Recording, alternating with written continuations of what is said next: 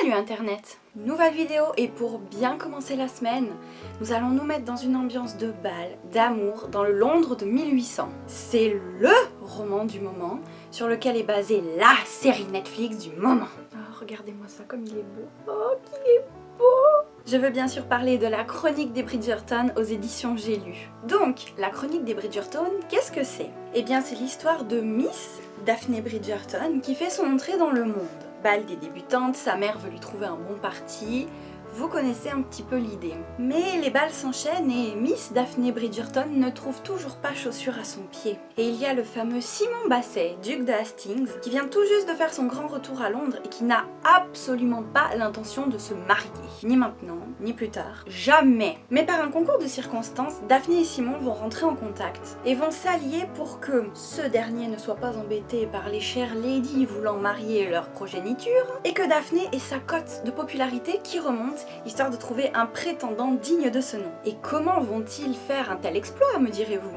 Eh bien tout simplement parce que Simon, duc de Hastings, va faire semblant de courtiser cette chère Miss Daphne Bridgerton. Bon, si vous avez vu la série Netflix, vous savez déjà comment l'histoire se passe et comment elle se termine. Mais non, parce que voyez-vous, il y a tout un tas de choses que nous pensons retrouver dans ce roman, si nous avons vu d'abord la série Netflix, qui ne sont absolument pas là-dedans. C'est là la première grosse chose que j'ai à dire. Si vous ne connaissez absolument pas l'histoire et que celle-ci vous tente, à savoir une grosse dose d'humour, car Daphne a un caractère très très fort, et toute une brochette de superbes grands frères à marier qui viendront dans les tomes suivants. Car oui, ce roman-là, la chronique des Bridgerton tomes 1 et 2, comprend eh bien tout simplement du coup les deux premiers tomes. Le premier étant donc sur Daphne entièrement et Simon, et le deuxième sur Anthony, l'aîné des Bridgerton à marier. Donc voilà, ça nous donne à peu près la moitié du roman pour Daphne et l'autre moitié pour Anthony, à une centaine de pages près. Mais revenons à nos moutons. Je vais malheureusement maintenant vous gâcher un tout petit peu la surprise pour la série Netflix. Donc si vous n'avez pas vu la série Netflix, n'hésitez pas à aller à la timeline qui va s'afficher maintenant pour éviter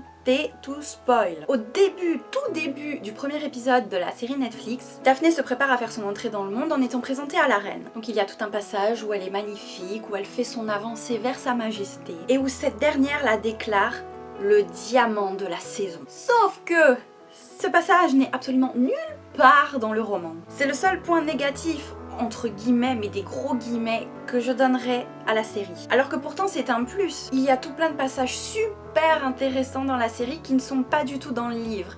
Donc c'est un plus pour la série.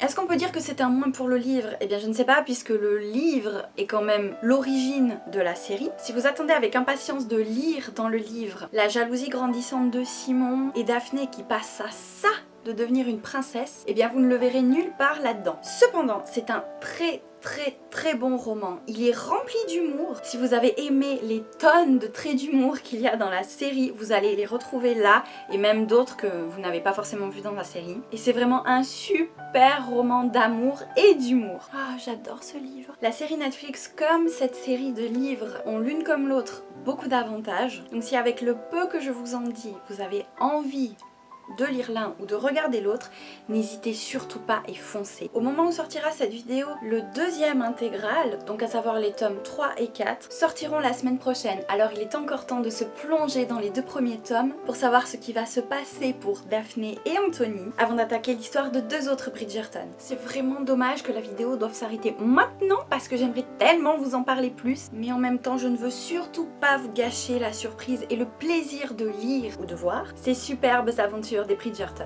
Si vous avez lu ou vu la série, n'hésitez pas à me dire dans les commentaires ce que vous en avez pensé. Et si cette vidéo vous a plu, n'hésitez pas à laisser un petit pouce en l'air comme ceci. Elle est jolie. Je n'ai pas encore décidé si je vous ferai une deuxième vidéo pour vous parler du deuxième tome, donc à savoir Anthony, ou si j'en ferai plutôt une critique sur mon blog. Dans tous les cas, n'hésitez pas à me suivre sur Instagram et sur mon blog, comme ça si j'écris plutôt la chronique au lieu de la filmer, vous serez avertis. N'hésitez pas non plus à vous abonner à la chaîne si cette vidéo vous a plu, et si vous voulez en découvrir d'autres très prochainement. Les liens pour acheter la chronique des Bridgerton sont dans la description. Et je vous quitte maintenant pour aller lire la suite. Je vous fais de gros bisous, prenez soin de vous, et à très vite pour une prochaine vidéo.